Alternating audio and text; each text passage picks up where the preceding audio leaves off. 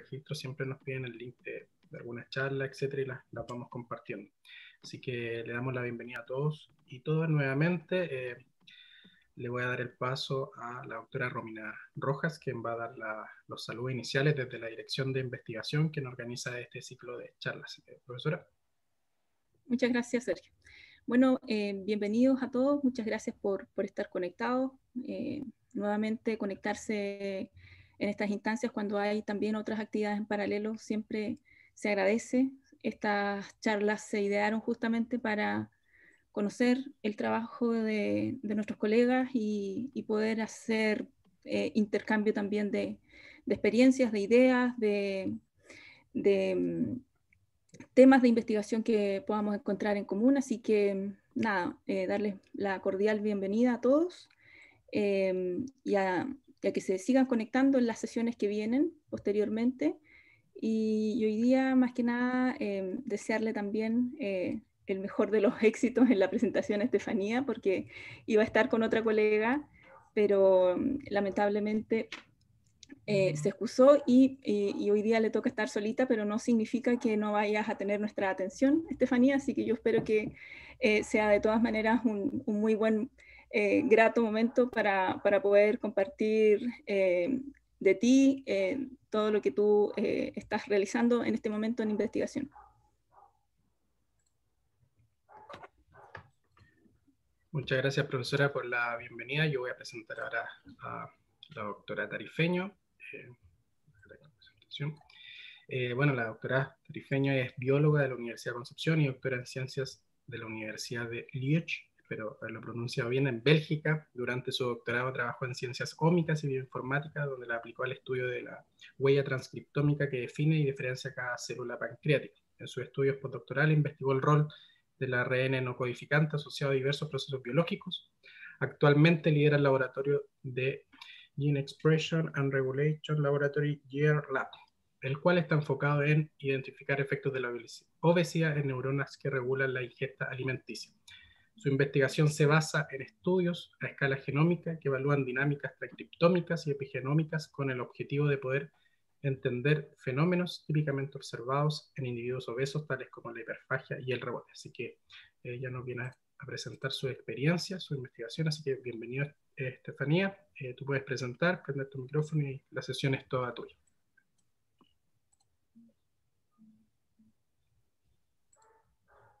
¿Aló? ¿Me escuchan ahora, cierto? Sí.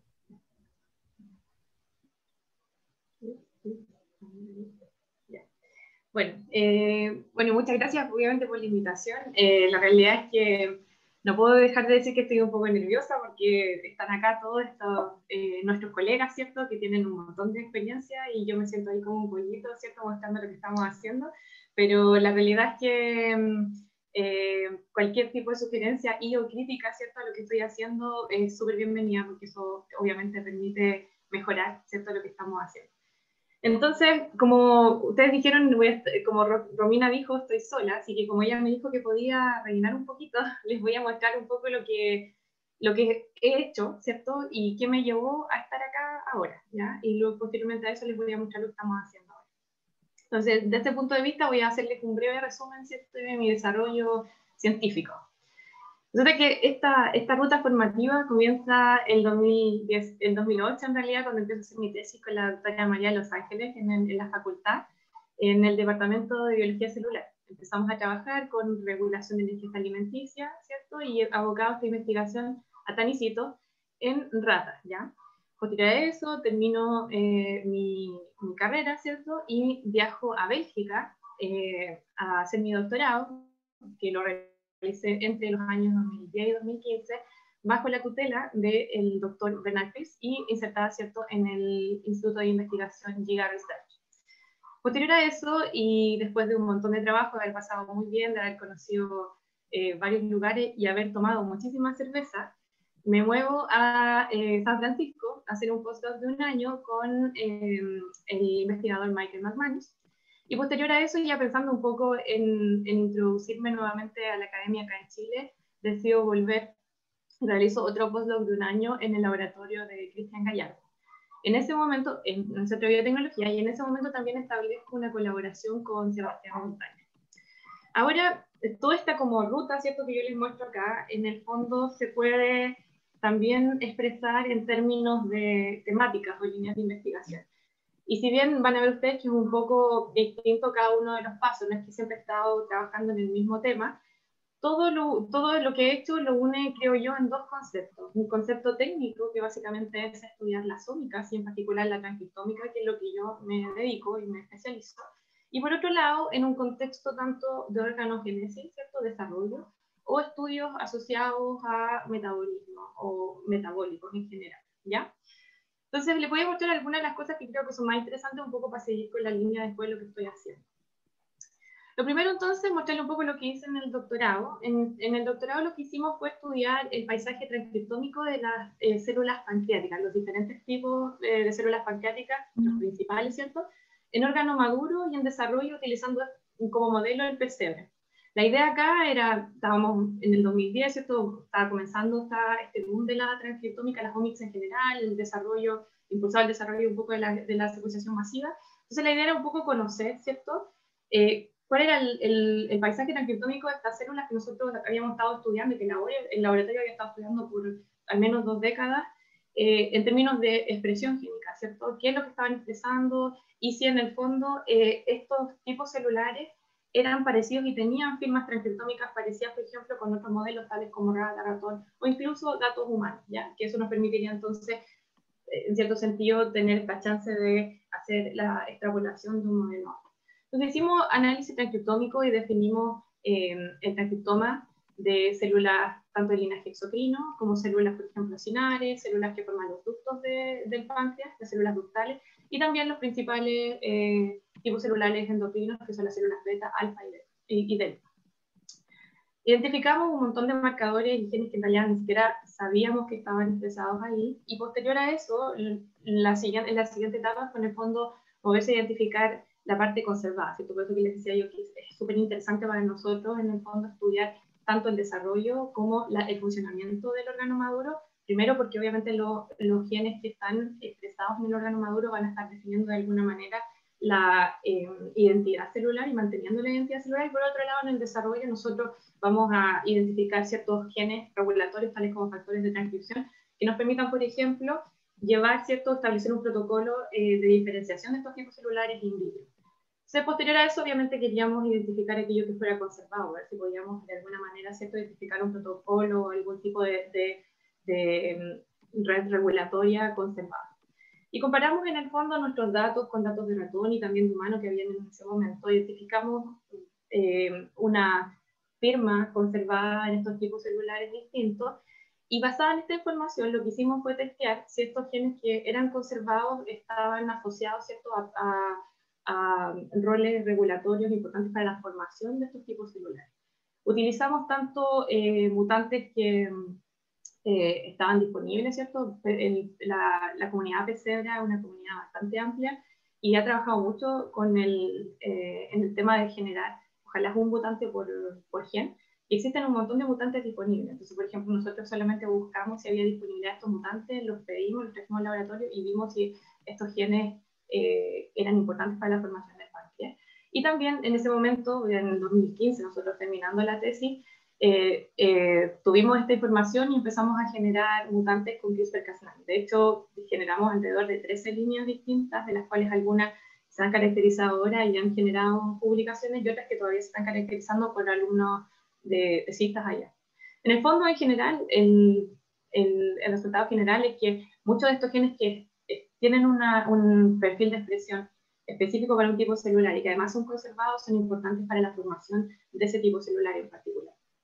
De este tipo de trabajo, de este trabajo se desprenden al menos 3 trabajos que han sido publicados a la fecha, y ahora estamos de hecho enviando uno que sería el 4.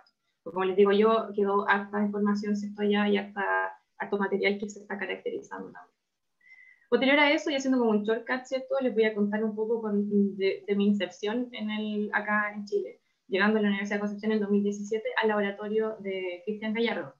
La realidad es que cuando yo estaba haciendo mi tesis de doctorado, una de las cosas interesantes al caracterizar los transcriptomas es que salían a la luz un montón de modulación de genes no codificantes largos. Los genes no codificantes largos básicamente son transcritos de RNA que tienen una talla mayor a 200 nucleótidos, y en realidad esa clasificación es súper simple, y yo creo que en los próximos años eso obviamente tiene que cambiar. Hoy en día nosotros sabemos que los no codificantes tienen un montón de diferentes funciones, que van desde, por ejemplo, regular traducción, son scaffolds, por ejemplo, la guía del CRISPR-Cas9 es un long non-coding RNA. Tenemos, por ejemplo, tienen funciones como esponjas de RNA pequeños, son fuentes de RNA pequeños que básicamente después de un proceso de clivaje, en el fondo da lugar a RNA pequeños que van a regular cierta expresión. O, por ejemplo, también están asociados a protección de los mensajeros o estabilidad, ¿cierto?, de algunos mensajeros. Entonces tiene unas funciones así como súper grandes, y nosotros de hecho lo veíamos allá, como que seguimos algunos niveles de expresión de estos y veíamos que tenían algunas funciones, y de hecho se están haciendo algunos ensayos allá también de Nokia. Pero pensando yo que yo quería tratar de trabajar un poco en eso también y traerlo para acá, me di cuenta que Cristian Gallardo estaba trabajando con transcriptoma acá en Chile, y que trabajaba él con salmón, ¿ya? Entonces, en el fondo, para mí era un poco la inserción con respecto a la técnica de transcriptoma que yo podía aportar en el fondo a ese laboratorio. Y en esa vía, ¿cierto? Me inserto a trabajar acá y trabajar con respuesta inmune de salmón, ¿cierto? Porque en el fondo, o sea, respuesta inmune de salmón, ¿cierto? A ciertos agentes patógenos, ¿ya? Aquí en Chile se trabaja mucho, o vamos a decir, existen grupos grandes de investigación asociada a la acuicultura, porque Chile es un país que cultiva mucho salmón.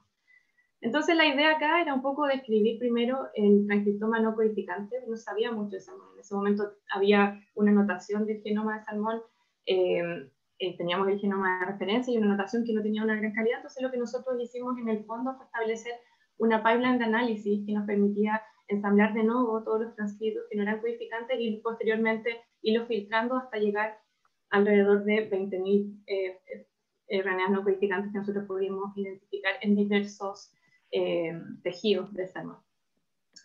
Ahora la idea de esto era ver si estos RNA no codificantes sufrían alguna moderación, ¿cierto?, en base a, o en frente, ¿cierto?, a una infección con un patógeno. Cuando llegué yo, en realidad, en este laboratorio había como una idea de que quizás había una respuesta conservada, ¿cierto?, entre diferentes tejidos, o sea, que era un set, ¿cierto?, de no codificantes que podían estar actuando en diferentes tejidos para poder, de alguna manera, hacer frente, ¿cierto?, a esta infección. Y resulta que,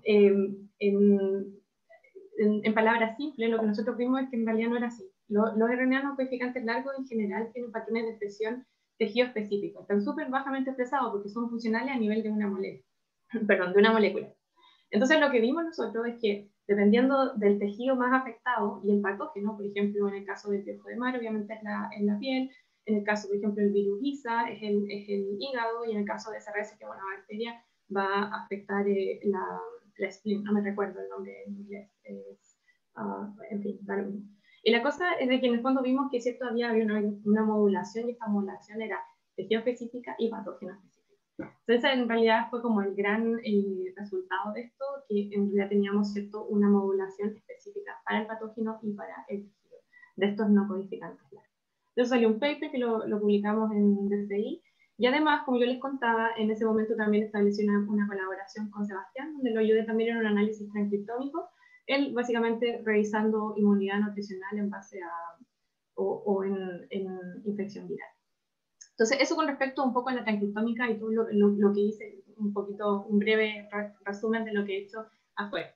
Entonces, fue en el 2018, llego a mi querido departamento de bioquímica y biología molecular, y aquí tengo la suerte de ser contratada como profesora asistente en 2018. Y empieza un poco esta como posibilidad, ¿cierto?, de establecer una línea de investigación que a mí me interesara, que no viniera, ¿cierto?, de algo asociado, por ejemplo, a financiamiento, sino que podía yo, ¿cierto?, plantearla. Entonces era súper interesante, súper entretenido para mí y desafiante a la vez. ¿Qué voy a hacer ahora? ¿Qué voy a empezar a hacer? ¿Y cómo voy a definir, ¿cierto?, mi carrera de aquí en adelante? Y la realidad es que decidí un poco, con una motivación personal también, trabajar, volver un poco a los estudios metabólicos, ¿cierto?, que hice en un primer momento con la profesora María de Los Ángeles, pero asociado al concepto de obesidad. Y en particular, más que la obesidad, sino que a un paso posterior, que corresponde al efecto rebote. Yo me imagino que más de alguno de ustedes, y en teoría la mitad de las personas que están escuchando acá, en algún momento, en contexto un verano sin polera, por ejemplo, sentían que tenían, por ejemplo, sobrepeso, hicieron una dieta, básicamente de restringir calorías para bajar de peso, se demoraron 3 a 6 meses en bajar y posteriormente pasaron su verano sin polera y el siguiente año subieron exactamente lo mismo que habían bajado o quizás un poco más. Este tipo de fenómeno se denomina el fenómeno efecto rebote.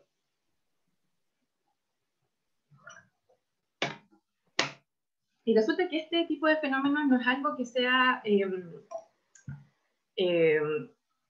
específico, o vamos a decir algo que sea un fenómeno que no es tan frecuente en la población. En realidad esto es bastante frecuente. Y de hecho, alrededor del 50% de la población que baja de peso con una dieta restringida en calorías, rebota posteriormente, en el año siguiente. De hecho, acá hay un trabajo que se publica en 2017 y sigue por 5 años una corte de 120 personas. A estas 120 personas, al principio de la intervención ellos dicen una intervención es como bastante aguda, ¿cierto? Y fuerte, porque ellos les entregan las porciones de comida, los llevan al gimnasio, los llevan al psicólogo, todo por algo así como 3 o 4 meses, ¿cierto? En los que ellos bajan de peso, ¿ya? Y lo que ven después, primero, que existe un grupo que es capaz de bajar bastante, hasta un 10 o 12% del peso que tenía, ¿cierto? Posteriormente sube un poco, pero mantiene al menos un 10% del peso bajado, ¿ya? Esa parte de la población, que de hecho es el 50%, es la población que es capaz de mantener su peso después de haberlo bajado. Sin embargo, existe otro 50%, que no es menor, es la mitad de la población, que baja a un porcentaje determinado, o sea, tiene problemas para bajar, lo que baja esta población o el grupo E, ¿cierto? Y posterior a eso, en el siguiente año sube todo lo que bajó, o casi todo lo que bajó, ¿ya?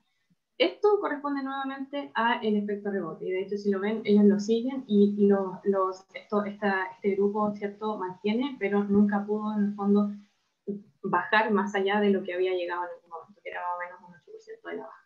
Entonces acá la pregunta un poco es ¿por qué? O sea, más allá de que nosotros sabemos, ¿cierto?, que esto pasa, ¿por qué esto pasa? ¿Cierto? ¿Por qué en realidad nosotros bajamos de peso con una dieta restringida en calorías, que es lo que generalmente cuando uno va a la nutricionista le da, ¿cierto? Más allá que sea un régimen, lo que hacen es bajar las calorías, ¿cierto?, de ingesta. Y para poder explicar un poco eso, para poder empezar a entender un poco la problemática, que todavía no se sabe mucho, ya, o sea, hay hartos estudios, pero esto es bastante complejo, es que primero tenemos que hablar de cómo se realiza la homeostasis energética. Básicamente la homeostasis energética para en un individuo sano mantener el peso. Resulta que la homeostasis energética se lleva a cabo por un control sistémico que toma lugar en varios órganos, ¿cierto?, tales como el adipocito, el páncreas, el intestino, el estómago, que van a censar, ¿cierto?, el estado energético del cuerpo y en base a eso van a mandar señales vía el torrente sanguíneo al cerebro. En el cerebro existe una región determinada que está asociada al control de la ingesta alimenticia, que es el hipotálamo, y dentro del hipotálamo una agrupación de neuronas que se denomina el núcleo arqueado. Dentro de esa agrupación de neuronas existen dos tipos de neuronas específicas que están asociadas al control de la ingesta alimenticia.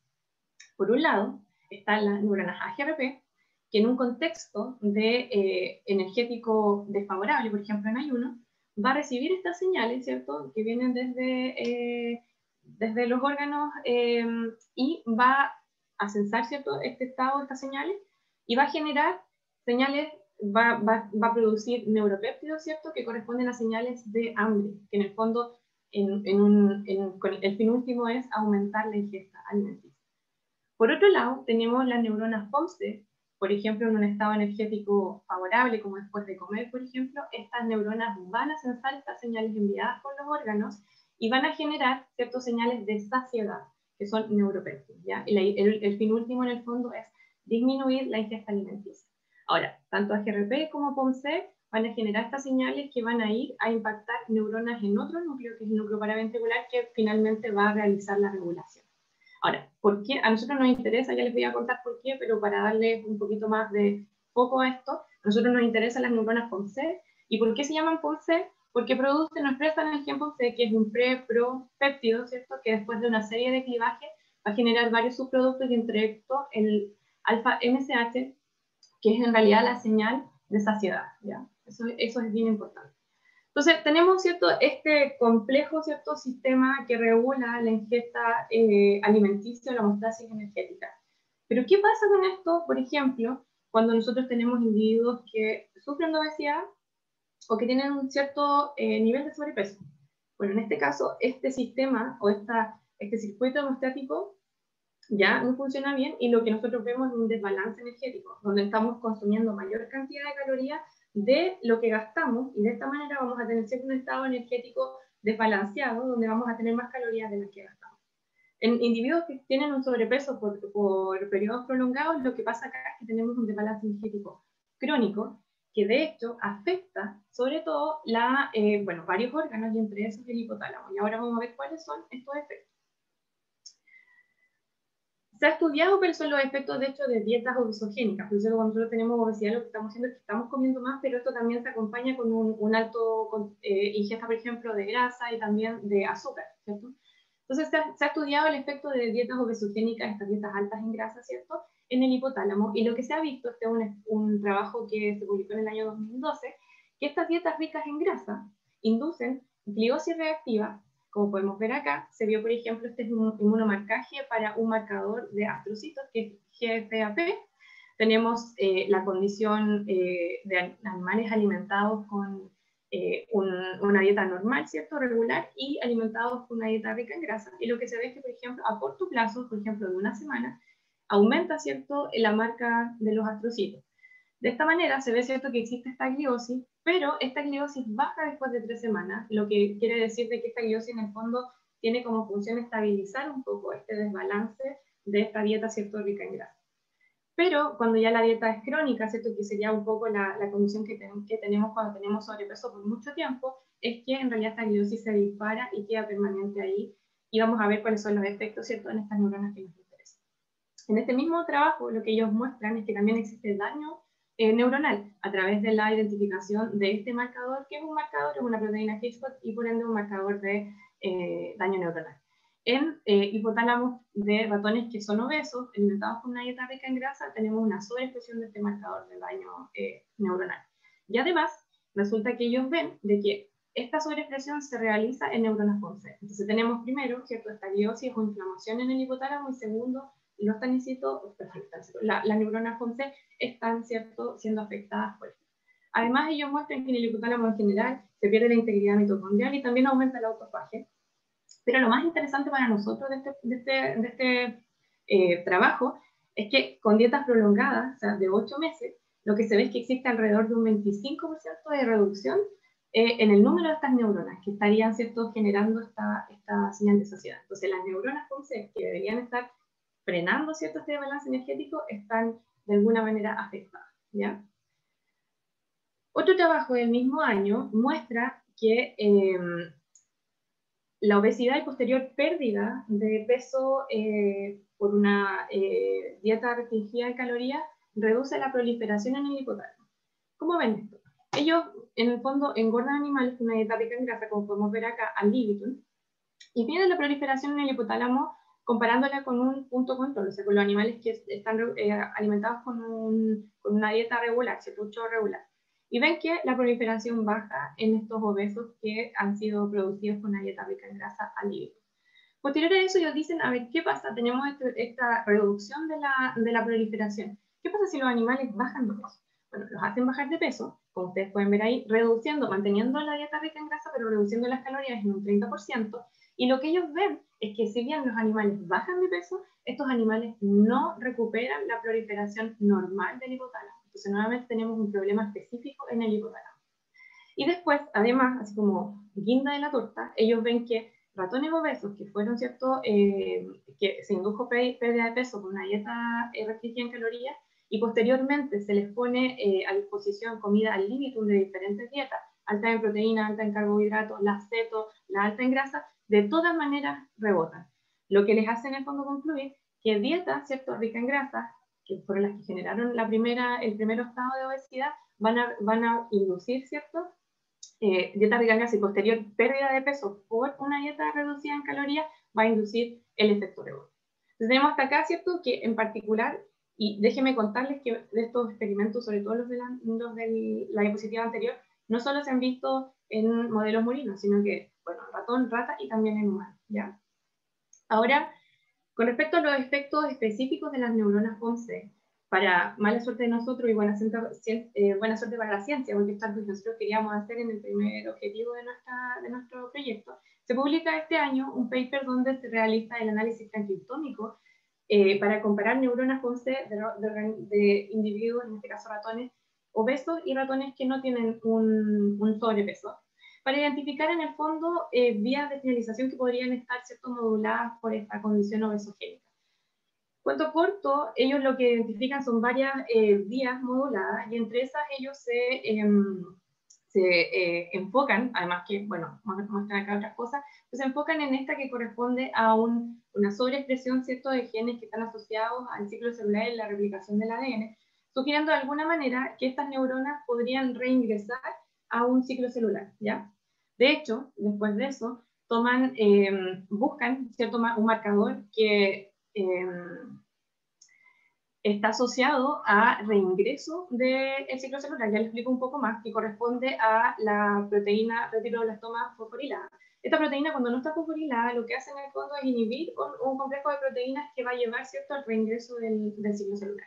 Cuando está fosforilada, esta proteína se inactiva y entonces todas estas otras proteínas en el fondo llevan a esa célula a reingresar en el ciclo celular.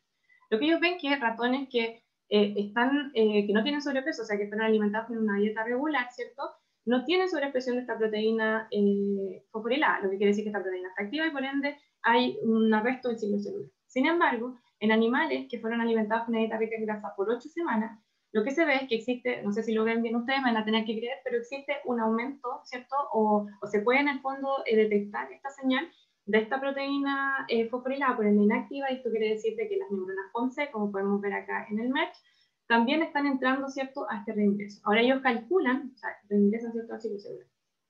Ellos calculan que alrededor de un tercio de las neuronas POMC totales muestran esta marca y podrían estar, ¿cierto?, reingresando al ciclo celular. Ahora, ¿qué es lo que pasa? De que se ha visto, no solamente, bueno, en general está bien caracterizado para enfermedades neurodegenerativas, que ingreso, por ejemplo, aberrante del ciclo celular lleva apoptosis. Y de hecho ellos con este trabajo lo que hacen es explicar por qué al principio en nuestro trabajo del 2012 se veía que con dietas a largo plazo se veía una reducción de las neuronas POMC. ¿Ya? Eso con respecto a efectos directos, ¿cierto?, de las neuronas POMC. Pero también existen datos sobre efectos epigenéticos en el hipotálamo, que son causados por dieta. Ahora, ¿qué son, cierto? Para hablar de efectos epigenéticos tenemos primero que definir qué son las modificaciones epigenéticas. Estas en realidad van a ser cambios en los niveles de expresión que no dependen de la secuencia de ADN. ¿Qué entendemos o qué podemos identificar como modificaciones epigenéticas? Metilaciones del ADN, modificación de histona y hasta microRNA, ¿ya? En particular, nosotros nos enfocamos en metilación de ADN, que es la información que existe con respecto a dieta. ¿Y qué es una metilación del ADN? Básicamente es una adición de un grupo metilo en el carbono 5 de la citidina en un contexto de dinucleótido CG. Básicamente está islas ricas en CG. A grandes rasgos, ¿qué es lo que hace la metilación o cómo va a regular o va a cambiar los niveles de expresión? Es que, por ejemplo, en presencia metilación adicionada en un promotor, va a impedir la unión de factores de transcripción y por ende va a llevar al silenciamiento de la expresión de esos genes, ¿ya? Con respecto a la información que tenemos asociada a efectos epigenéticos en el hipotálamo, ¿cierto? Existen al menos 2 trabajos que son bastante interesantes. Este primero, que muestra en ratas Wistar alimentadas con una dieta rica en grasa para aumentar su peso, ¿cierto? Como podemos ver acá, se muestra que después de que se genera, ¿cierto?, este DIO o obesidad inducida por dieta, y se revisa, ¿cierto?, los niveles de metilación en el promotor POMC. Recuerden ustedes este gen importante para las neuronas, para enviar la señal, ¿cierto?, de neuronas POMC. Se ve que existe un aumento, una hipermetilación de este promotor en animales que fueron alimentados con una dieta rica en grasa, como ustedes pueden ver acá, estas barras que son achuradas. En particular, en regiones específicas que están asociadas, ¿cierto?, a que contienen ciertos sitios de unión para el factor de transcripción SP1, ¿ya? Que es un importante regulador de la transcripción de este gen POMC. Eso por un lado. Entonces, primero, tenemos, ¿cierto?, que el hipotálamo tiene todos estos efectos, pero además existe también un efecto epigenético, donde lo que estamos observando es una hipermetilación y de esta manera un potencial silenciamiento inducido por dieta en ratones, en este caso en ratas adultas o desde 21 días post-destete, ¿ya? Otra cosa, mucho peor, y para que siga cundiendo el pánico, si alguien le ha cundido el pánico, es que estos efectos epigenéticos incluso son heredables. Nosotros sabemos que las modificaciones epigenéticas son heredables, pero estas modificaciones que se generan, vamos a decir, de nuevo, por nuestro comportamiento alimenticio, podrían estarse heredando también a la siguiente generación. Mismo experimento, ¿cierto? Tenemos dos grupos de ratones, unos alimentados con dieta estándar, otros con dieta rica en grasa. Como podemos ver acá, la dieta rica en grasa es en negro, y vemos que estas ratas, ¿cierto?, aumentan su peso. Posterior a eso, se cruzan, entonces van a estar preñadas, y pasan por el periodo de gestación también alimentadas con una dieta rica en grasa o con control, y vemos que aumentan su peso. Entonces tenemos unas ratas alimentadas con dieta rica en grasa que tienen un sobrepeso. Posterior a esto, ellas dan a luz, y miren ustedes acá, que es interesante, es que estas ratas pierden peso, e incluso las ratas obesas llegan a hacer match con el peso de las ratas control, ¿cierto?, que nunca tuvieron una exposición a una dieta obesogénica. Interesante de esto es que se analiza también la metilación en el promotor de estas ratas acá en este punto, y se ve que las ratas pierden toda hipermetilación, vamos a decir, dañina, ¿cierto?, en este promotor, lo que quiere decir de que ratas obesas, después de la lactancia, llegan a foca cero con respecto a estos daños epigenéticos que podrían causar la dieta rica en grasa. Después de eso, ellos analizan en el fondo las crías, ¿cierto? Y en este caso, las crías se analizan y se siguen por un periodo hasta la adultez, y aquí las crías están alimentadas con una dieta control. No ven, ¿cierto?, ningún tipo de dieta obesogénica o alta en grasa o alta en carbohidratos, nada de eso, una dieta control. Y lo que se ve es que estas crías, más allá de que estén alimentadas con una dieta, digamos, entre comillas, saludable, son igual susceptibles a desarrollar obesidad, y de hecho aumentan de peso y llegan a tener un sobrepeso mayor que las crías que fueron dadas a luz, ¿cierto?, de madres que nunca tuvieron sobrepeso. Peor a esto es que cuando se analiza la metilación o nivel de metilación en el promotor POMC, se ve que las crías nacen de ya programadas, ¿cierto?, con esta hipermetilación en el promotor, que estaría de alguna manera regulando al silenciamiento la expresión de este gen POMC, y además, más allá de que ellas se hayan alimentado con una dieta saludable, nuevamente este show control, este efecto de hipermetilación dura por toda la vida. Como podemos ver acá, también tenemos hipermetilación, ¿cierto?, del promotor en estas crías que llegan a la adultez. Entonces, pensando en todo esto, que existen tanto efectos que van a generar pérdida de las neuronas POMC y también efectos en las neuronas POMC, o al menos en el promotor de las neuronas POMC, porque todos estos datos son en hipotálamo, ¿cierto?, que pueden ser heredables. Yo llego y planteo en el fondo para mi hipótesis de iniciación la siguiente hipótesis. Básicamente, la hipótesis dice o plantea que un ambiente nutricional obesogénico, refiriéndome a dietas ricas en grasa, va a afectar el paisaje epigenómico de las neuronas POMC, eso quiere decir genome-wide, o sea, a nivel de todo el genoma, ¿ya?, induciendo cambios transcriptómicos que no son reprogramables con una dieta restringida en calorías. En palabras simples, básicamente, lo que quiero decir es que dietas ricas en grasa van a generar ciertos cambios epigenéticos que van a quedar de alguna manera como cicatrices en el genoma, que no pueden ser de alguna manera remendados al momento de bajar de peso.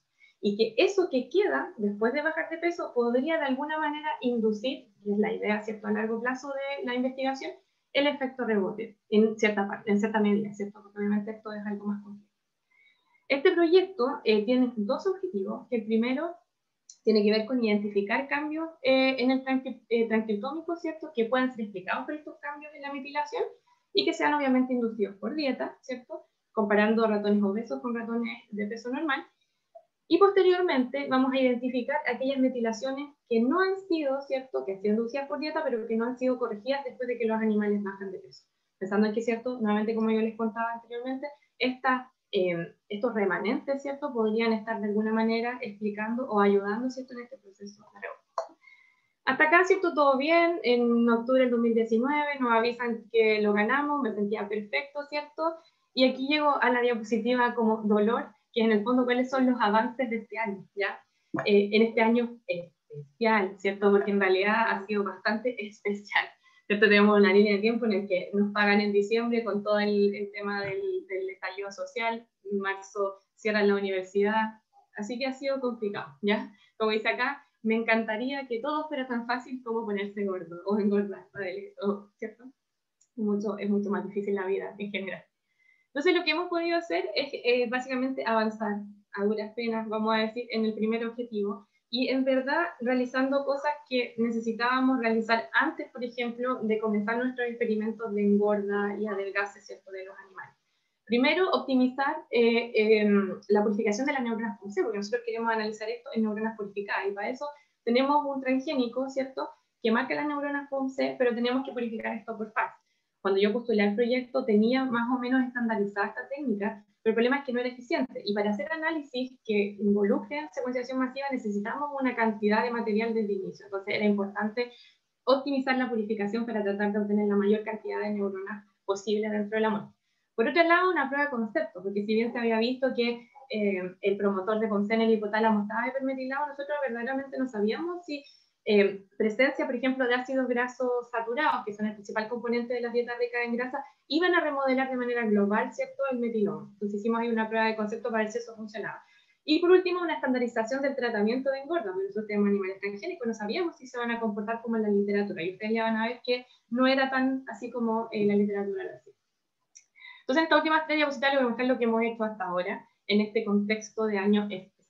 Primero, la purificación de las neuronas, esta optimización de la purificación de las neuronas. Acá les muestro un reporte de FACS donde tenemos un hipotálamo, ¿cierto?, de un animal no transgénico y de nuestro transgénico, donde ustedes pueden ver que la población que queremos seleccionar es esto de aquí, que no se ve porque corresponde a algo así como un 0.1% de la población general del FACS, pero con la ayuda, ¿cierto?, y el soporte en CMA, y en realidad hemos estandarizado esto de AZ desde la obtención de los animales hasta la purificación de los ácidos nucleicos, hemos podido verdaderamente optimizar este protocolo de purificación y ahora está funcionando súper bien.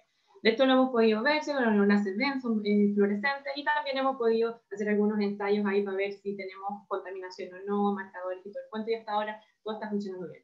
En este trabajo ha estado involucrado tanto José, que es mi primer alumno, que es un alumno ahora tesista de bioingeniería y también alumno del magíster de bioquímica y bioinformática, y Daniel, que también es un tesista de bioingeniería. También en esta prueba de concepto que yo le decía, y aquí trabajó Carlitos, que es un chico que también es alumno del magíster de bioquímica y bioinformática, y trabajó con nosotros en la parte de su segunda unidad de investigación, en su primer año. Lo que hicimos fue esta prueba de concepto. En el fondo, como yo les decía, lo que queríamos nosotros hacer era ver si podíamos ver modulación, ¿cierto?, del epigenoma global, ¿cierto?, algo así como, a grosso modo, si podíamos ver remodelación, en presencia, por ejemplo, en un cultivo, una línea celular que tuviera presencia, ¿cierto?, de estos ácidos grasos saturados. Lo que ven ustedes acá es básicamente un cultivo de la línea celular N435, que es derivada de las neuronas POMC, expresa POMC, no expresa GRP y otros marcadores. Entonces, un buen modelo para trabajar en algunas cosas in vitro. Lo que hicimos básicamente fue incubarlo con ácido palmítico a diferentes concentraciones por 24 horas, y esto ya en realidad está bastante estandarizado y está archipublicado de que en realidad el ácido palmítico es citotóxico, y lo que uno ve es que con el tiempo y dosis dependiente tenemos este efecto como citotóxico, donde vamos perdiendo o vemos en el fondo muerte celular, y podemos ver aquí que incluso hemos perdido un gran parche de estas células que están creciendo, ¿cierto?, en el cultivo. Después de eso, lo que nosotros queríamos hacer, como les decía yo, queríamos ver si existían cambios en el porcentaje de metilación global. Entonces, tomamos esta neurona, lavamos, ¿cierto?, cambiamos el medio, eliminamos todo lo que estuviera muriendo, porque la idea de nosotros no es verdaderamente ver cuál es el estado de metilación en las neuronas que están pasando por apoptosis o muerte celular, sino que nosotros queríamos ver qué pasaba con las neuronas que, si bien fueron afectadas, pudieron sobrevivir al tratamiento, que van a ser probablemente las neuronas que también van a sobrevivir en el cerebro después de este ambiente obesogénico, ¿cierto? Y que podrían estar después haciendo su mala función para que lleguemos al rebote.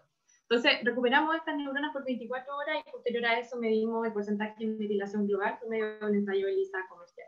Como ustedes ven acá, 24 horas de recuperación, las células vuelven nuevamente a poblar el cultivo, todo ok, extrajimos ADN genómico de esto y realizamos la medida de la metilación global. Y lo que vemos acá, primero, en este experimento, lo que vemos es que el porcentaje de metilación, o sea, o la metilación, el metiloma global en general, ¿cierto? Se remodela, o sea, es obviamente de alguna manera modulado por la presencia de los ácidos grasos, pero a diferencia de lo que nosotros esperamos, pensando en nuestro punto, nuestro N1 del promotor de Ponce, que estaba hipermetilado, nosotros esperamos aumentar, ¿cierto?, la metilación de manera global, pero eso no es así porque lo que vemos en realidad es que esto disminuye, entonces tenemos una disminución de la metilación global y esto incluso es dosis específico. Ahora, obviamente, esto lo hicimos solamente una vez y deberíamos revisarlo. Pero en el fondo, para nosotros es interesante porque ya podíamos, ¿cierto?, estar seguros que estos tratamientos sí iban a cambiar de alguna manera el metiloma completo y que de esta manera nosotros podemos realizar nuestro ensayo de secuenciación y ya ver, ¿cierto?, loci por loci, cuáles son los cambios finos, ¿cierto?, de la metilación. Entonces eso hicimos y ya con eso estábamos contentos y ahora la idea, el segundo paso es secuenciar esto y analizarlo a resolución de base. Y por último, la estandarización, ¿cierto?, de este ensayo de obesidad inducida por dieta y pérdida de peso, que ustedes pueden ver acá, estos son semanas, ¿ya? Entonces eso tuvo como 6 meses para que ustedes más o menos se hagan una idea de lo largo que son estos experimentos y por lo cual, aprovecho de pasar el dato, sería interesante que nos dejaran volverlo un poco más y que volvieran los alumnos también y todo eso. Pueden ver ustedes que nosotros logramos en el fondo engordar, ¿cierto?, tanto hembras como machos y también hacerlos perder de peso. Sin embargo, nos llevamos la sorpresa que para ambos sexos en general se demora alrededor de 1 mes y medio más de lo que en general estaba descrito en literatura, al menos para este modelo en particular. Y en este caso, los alumnos involucrados, nuevamente José Daniel, y aquí aparece también Valentina, que también es una tesista de magíster, perdón, una tesista de bioingeniería, y también es alumna de magíster de primer año, de magíster de bioquímica y bioinformática. Es así como estoy empezando a terminar con mi presentación. Entonces, acá estos somos el laboratorio Gear Lab de Gene Expression and Regulation Laboratory. Si tuviéramos que poner así como términos claves, ¿cierto?, para el laboratorio diríamos obesidad, omics y neurobiología, obviamente. Y con respecto a, bueno, acá contarles también que está Sebastián, otro alumno de magíster que se incorporó hace poco, y Isidora, que es bioquímica, que está haciendo ahora su proyecto de tesis con nosotros. Con respecto a las colaboraciones, primero, excepto en el punto 1, María Los Ángeles, que siempre nos ha apoyado con todo, de hecho el modelo transgénico es de ella, y nos ha dado la posibilidad de trabajar con eso. Al laboratorio, a los integrantes del BioCET también, que tenemos colaboraciones sobre todo con Patricio, que nos ha apoyado bastante en la parte de los animales y todo lo que conoce y su manejo, ¿cierto?, que tiene con los animales. Y también un pequeño clúster que estamos armando con María Los Ángeles, Roberto Elizondo, el Fernando Sepúlveda y también Karina Ollarse sobre ingesta y obesidad, en el que nos estamos juntando, ¿cierto?, discutiendo papers, haciendo como yo una clave y todo eso nos vemos toda la semana un poco para empezar como a armar este clustercillo, ¿cierto?, en la temática. Con respecto a colaboraciones, con Teresa Capriles, ¿cierto?, en su fondo irregular, yo soy co-investigadora, en este caso también asistiéndola un poco en la parte transcriptómica. Ella trabaja con un gen que es la espondina, que es un dolor de cabeza, porque ella quiere estudiar isoformas de splicing alternativo y esta espondina tiene algo así como 100 exones, entonces es como bien difícil y ahí hemos estado haciendo algunas cosas, pero hay un resultado bastante interesante de su proyecto. También con José Leonardo Gutiérrez, y en este caso tenemos una colaboración establecida donde básicamente yo lo apoyo en la parte de los análisis bioinformáticos de algunas cosas que él está haciendo. Y por último, con Elena Amparo Uribe, primero soy co-investigadora de su multidisciplinario, que tiene que ver con algo, nada que ver a lo mío. Ella está trabajando en biodegradación de plástico, con una larva que se come el plástico, y ahí lo que la estamos apoyando en el fondo es la metatranscriptómica para identificar vías biológicas que están degradando esto para después montarlo, ¿cierto?, de manera in vitro en un laboratorio y hacerlo ojalá masivo para que el problema de los plásticos baje en la humanidad en general. Además, nosotros tenemos cotutorías juntas, de hecho Sebastián está ahí metido en la parte metatranscriptómica de ese proyecto, y además de todo somos lab roomies porque Amparito no tuvo... ella en el fondo nos aceptó en su dependencia de su laboratorio para poder en el fondo instalarnos y empezar a desarrollar nuestro laboratorio. Y por último, el financiamiento, que es lo último pero lo más importante, ¿cierto?, al proyecto Fondos de Iniciación que me gané el año pasado, y también al brief de iniciación que permitió tener los experimentos ¿cierto? Los resultados preliminares para postular al fondo, y en parte, ¿cierto? También se le debe la adjudicación, ¿cierto? A este apoyo.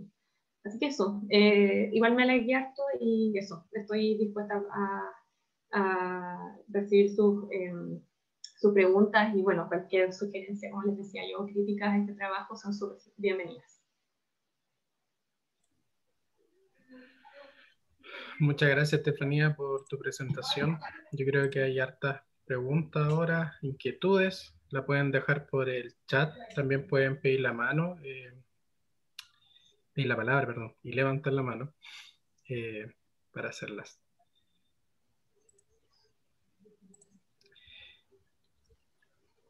Bien, por ahí.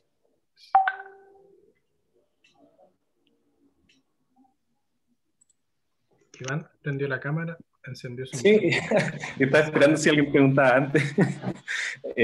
Bueno, Estefanía, muchas gracias por tu presentación, muy interesante.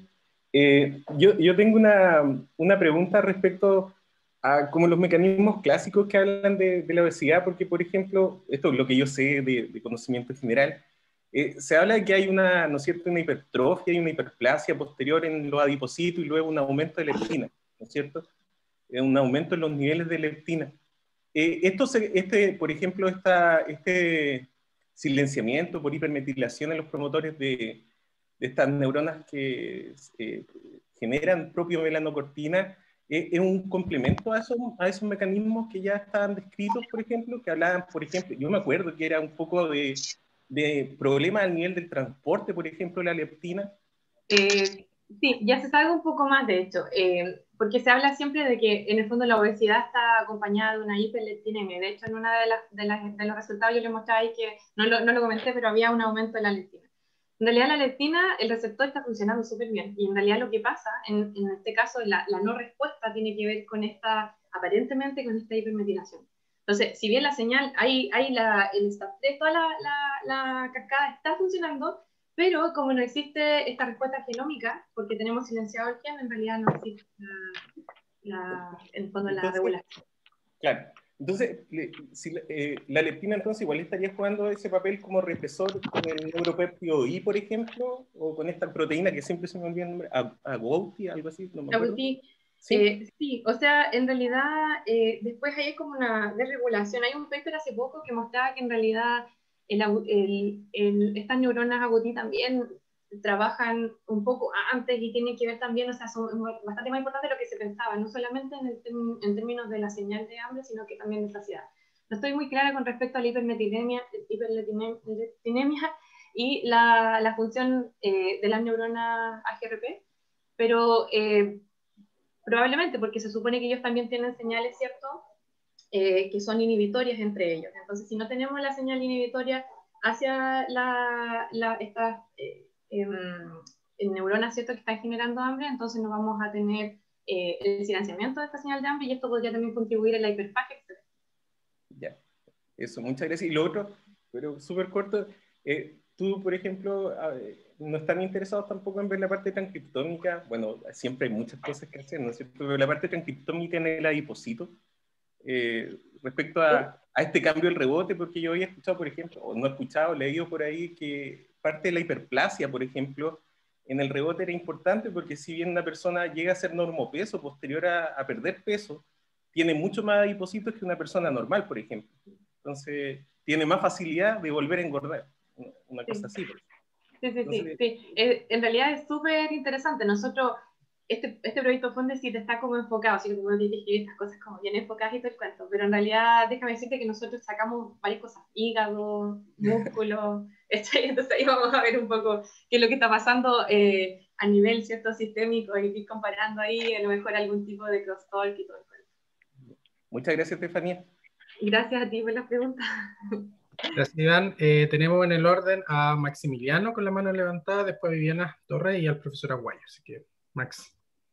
Sí, hola Tefa, súper linda la presentación, me gustó harto y me deprimí un poco porque parece que voy a estar gordo.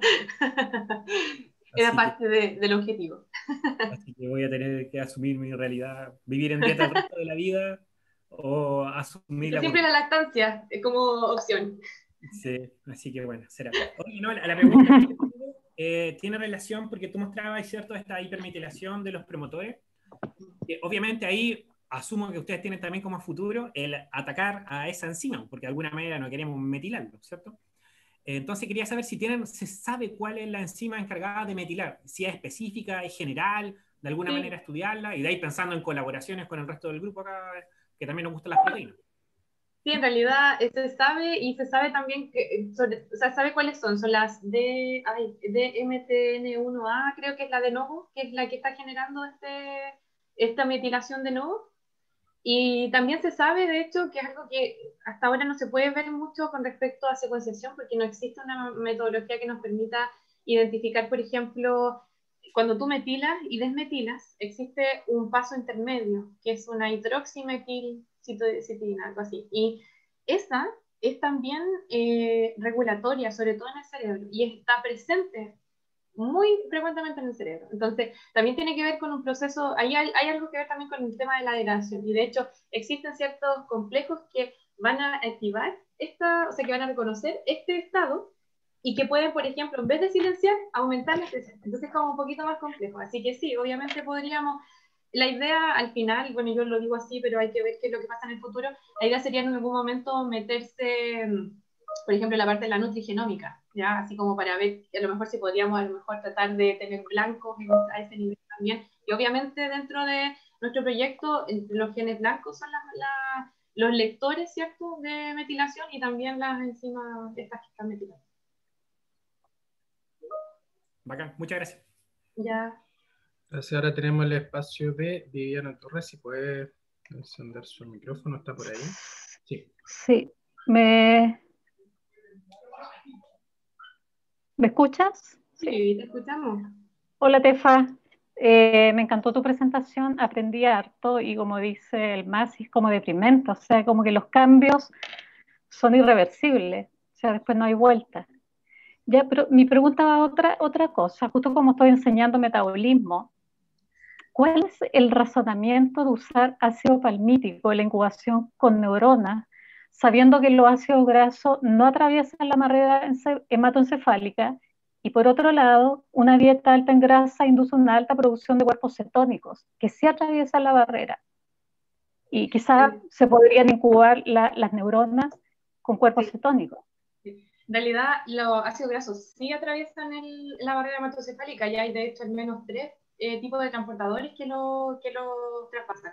FAB1 algo, el CD36, y en realidad funcionan y aparentemente, o sea, lo que se dice ahora es que podrían estar directamente en contacto con las neuronas POMC, pero podrían ser a través también de los astrocitos, ¿cierto? Que lo toman y generan cuerpos cetónicos. Pero en realidad no se sabe bien ahí cómo funciona la cosa, pero aparentemente, o sea, los ácidos grasos sí aumentan o sea, sí traspasan la barrera hematoencefálica, y de hecho existe un trabajo, no me recuerdo el año, de la investigadora Moselli de la PUC, que muestra en ratones y humanos, creo, no me acuerdo bien, que la concentración de ácidos grasos saturados en el cerebro, en comparación con un individuo sano, aumenta. Entonces, los ácidos grasos aumentan también en el cerebro, la acumulación de ácidos grasos. Ahora, no se sabe si esta acumulación de ácidos grasos es con respecto a una síntesis de esto, o sea, en el fondo, en el cerebro, o que vienen de la dieta. Pero existen trabajos, de hecho, creo que del año 2003 o 2001, que hacen la trazabilidad. Se toman esto y ven que se encuentra también en el cerebro. Entonces, sí atraviesan la barrera hematoencefálica. Yo entendía que, bueno, quizá ahora se ha descubierto, y bueno, sí, las neuronas sí sintetizan ácido graso. ¿Y por qué esas dietas que tú contabas al principio en los estudios usaban dietas alta en grasas? ¿Qué tipo de grasas eran? ¿Son ácido graso insaturados, saturados, grasas trans? Sí, son mantecas, entonces la mayoría de estas tienen una gran composición de ácido graso saturado. Y por eso en realidad nosotros llegamos en el fondo a trabajar con el ácido palmítico. Ya, y bueno, el ácido palmítico es el más abundante también que los humanos producimos. Sí. Ya, gracias, Steph. Gracias, Vivi. Seguimos con otros turnos de preguntas, profesora Guayo, y luego una en el chat de la profesora Amparo. Sí, bueno, primero que nada, felicitaciones por la presentación. Se están viendo resultados interesantes, sin lugar a dudas, en estos tiempos tan difíciles, así que muy bien por eso. Yo lo que quería es escuchar más detalles acerca de la separación de las neuronas con FACS. Estas son células de ratón, ¿no es cierto? Si no me equivoco. Sí. Ya, y cómo porque se ven neuronas separadas, ¿cuál es el método para... Protocolo, a Sí, grandes rasgos. Lo que hacemos, bueno, es que en realidad hemos trabajado un montón, por eso también mencionaba yo a Patricio, porque desde el principio, de hecho, yo creo que gastamos todo el año del brief de iniciación solamente en estandarizar la digregación. Al principio digregamos y no había nada vivo. Lo que estamos haciendo, a lo que llegamos ahora es a un protocolo de papaína con tripsina, que es bastante rápido. Y bueno, en incubador, ¿cierto? Con CO2 y todo el cuento, nos demoramos más de 30 minutos en manejar esto. Y posterior a eso, los pasamos, tenemos un buffer este HBCS que aparentemente es mejor para la neurona, y de eso vamos a FACS. Entonces, el protocolo lo podemos compartir, de hecho, no hay ningún problema.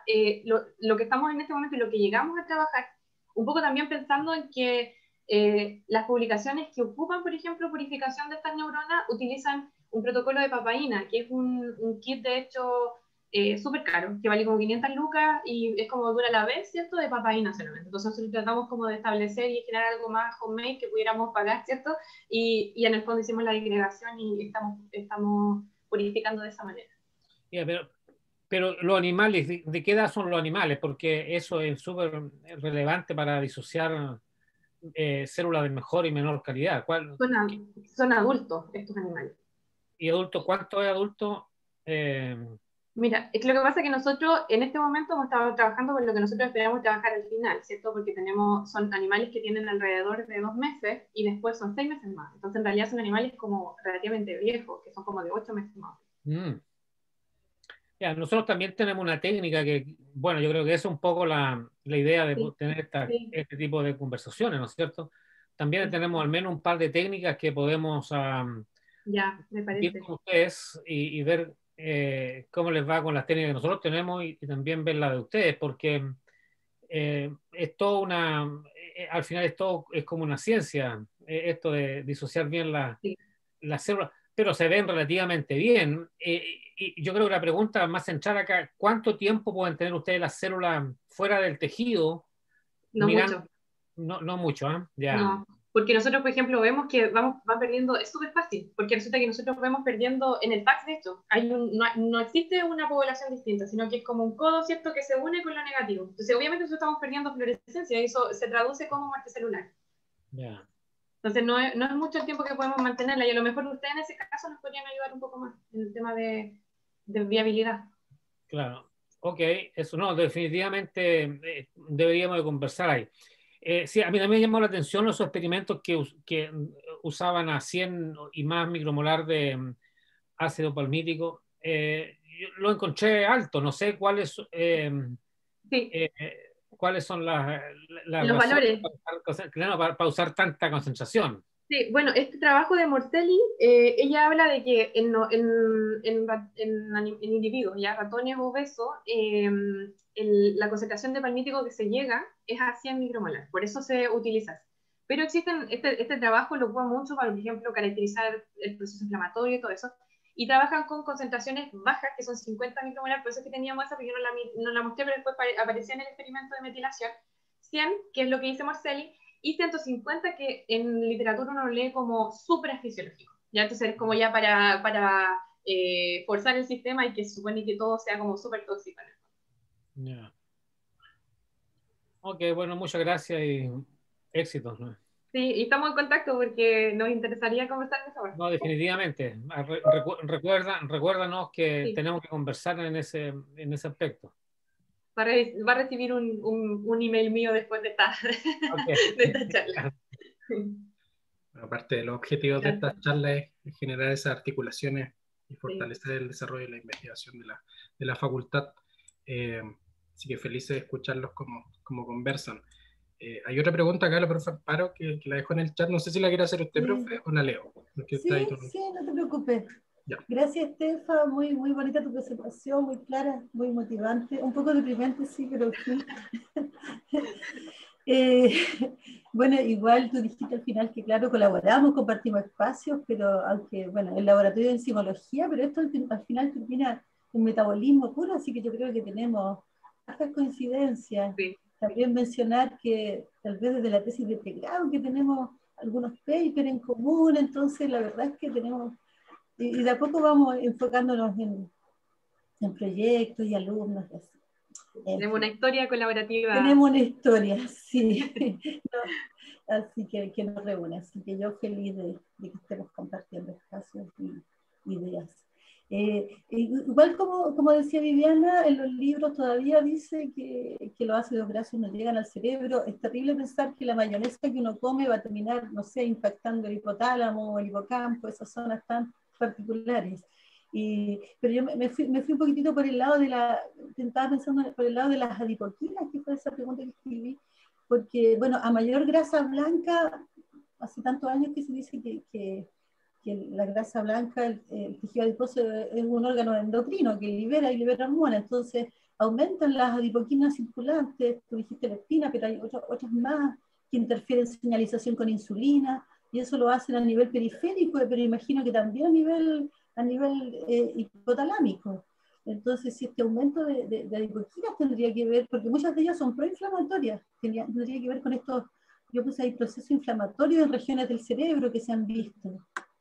Sí, lo que se ha visto en general, a ver, no sé si hay un crosstalk a nivel inflamatorio, ¿cierto?, entre esta grasa blanca y el cerebro. Pero sí se ha visto, por ejemplo, en estos ensayos transcriptómicos, de que las neuronas con C podrían estar también expresando genes proinflamatorios, como por ejemplo citoquinas, generando cierta, y en el fondo trayendo de alguna manera a los astrocitos y la microglia. No sé, Amparito, yo creo que ahí me pillaste un poco con respecto al crosstalk, una buena pregunta, porque obviamente eso también podría, o sea, nosotros sabemos que existe un estado inflamatorio general en obesidad, ¿cierto? Hay un estado inflamatorio periférico, pero si eso también pasa al cerebro, es posible, claramente, pero no tengo mayor conocimiento con respecto a eso. Claro, pensaba yo porque como muchas de estas adipoquinas se unen a receptores que en su señalización interfieren en la señalización de la insulina, y la insulina induce saciedad.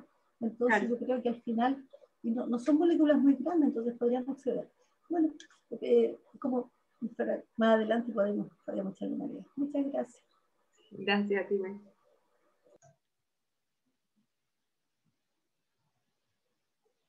Súper. Creo que si hay alguna otra pregunta, estamos ya en el tiempo. Van a existir más espacios de conversación y más charlas. Ya Estefanía es una expositora habitual en nuestra facultad, estuvo el fin de semana con nosotros en todo lo que fue el Festival de la Ciencia, hablándole a otro público con un desafío de charlas breves, así que le dejo yo creo que ya la invitación para la próxima charla. Le agradecemos a la profe Estefanía Trifeño, y no tenemos acá pero tenemos unos emoticones de los cuales podemos presentar, y ya la invitación para la próxima sesión. Gracias por la presentación, Estefanía, muy concisa, se admira desde acá, desde mi lado, tu trayectoria como investigadora, y que genial que puedas estar en la facultad y que nos despierte el interés por conocer aún más tu investigación. Así que llamar la atención como la Marc podría tener algo de razón, está por ahí también un poquito con la epigenética. Eso. Le doy la palabra ahora a Romina Rojas para ir cerrando esta sesión. Muchas gracias, Estefanía. Muy clara tu presentación, ya lo dijeron muchos colegas acá, el profesor Aguayo, la profesora Amparo. Más que nada, agradecer la presencia de los que se pudieron conectar en esta oportunidad. Y yo, antes de cerrar, tengo la última pregunta para ti, Estefanía, pero no específicamente relacionado con tus datos, más bien del ámbito de la ciencia básica, sino que pensando en que todos los mecanismos que tú estás estudiando eventualmente igual pueden ser estudiados obviamente en humanos. Entonces mi pregunta va, si tienes proyectado en algún minuto, o probablemente ya lo tienes, y qué nos podrías decir al respecto, alguna proyección hacia el estudio de los mismos mecanismos, pero a nivel ya clínico, con algún grupo que esté trabajando en obesidad particularmente, o por ejemplo en este mismo rebote que puede darse también en estos pacientes que ya han sido operados, por ejemplo, del estómago, y que evidentemente después de algunos años la tasa de éxito de algunos es muy limitada. En realidad, yo creo que la mayor limitación es el tema de obtener el tejido, ¿cierto? Porque tendríamos que pedirle prestado un cerebro a alguna persona para que, ¿cierto?, se pudiera hacer esto. Pero en la epigenómica, por ejemplo, en los marcadores epigenéticos a nivel quizás plasmático, no sé. Sí, es que eso iba, que en el fondo la idea sería en algún momento, no tengo ahora conexión y como en realidad yo vengo recién llegando un poco, no conozco mucha gente, tengo algunas personas ahí, profesores sobre todo de medicina y eso, que están trabajando en el tema, hay como en la mira, pero no he hecho todavía ninguna conversación seria con ellos. Y la idea, claro, o sea, yo me imagino que esto en principio se podría hacer como lo dices tú, algún marcador, por ejemplo, plasmático, algo así, y quizás también lo mismo que por ejemplo decía Amparo, cómo pueden a lo mejor, ¿cierto?, ciertas señales hacer clostol desde la parte periférica hasta el cerebro y nosotros tomar eso como marcador.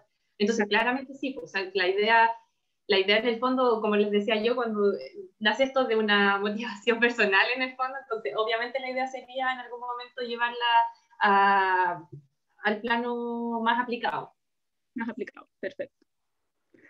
Ok, listo, bueno, nada más que decir, yo creo que excelente tu presentación, me gusta mucho ver cómo también hay una mirada en este caso de tratar justamente de conversar con otros grupos de investigación. Yo creo que hacia eso, ese es el espíritu en realidad de estas charlas, que no solamente nos quedemos nosotros hablando de solamente en ciencias biológicas, y ojalá podamos fortalecer o apoyar de alguna forma la interacción con otro tipo de grupos de investigación. Muchas gracias a todos los que se pudieron dar en esta oportunidad. No sé si hay alguien más que quiera hacer consultas. Están todos invitados para las próximas sesiones y charlas que estamos organizando desde la Dirección de Investigación. Gracias. Gracias. Chao. Chao. Gracias por la invitación. Chao. Que estén bien, cuídense. Gracias. Gracias, chao. Gracias, Ron. Chao, que estén bien, cuídense.